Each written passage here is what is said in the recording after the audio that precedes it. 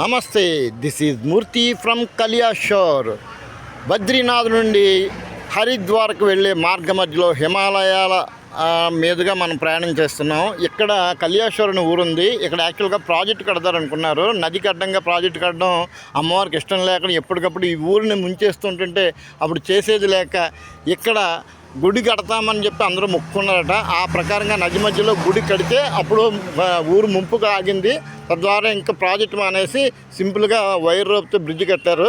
చాలా అద్భుతమైన ఆలయం అండి. ఇక్కడ చుట్టూరు హిమాలయాల మధ్యలో నదికి మధ్యలో అమ్మవారి యొక్క ఆలయం అంటే చాలా చక్కనైన రూపం అనమాట. మీరు చుట్టూరు చూడండి, హిమాలయాల మధ్యలో నది మధ్యలో ఆలయం అంటే ఎంత అద్భుతంగా ఉంటుందో.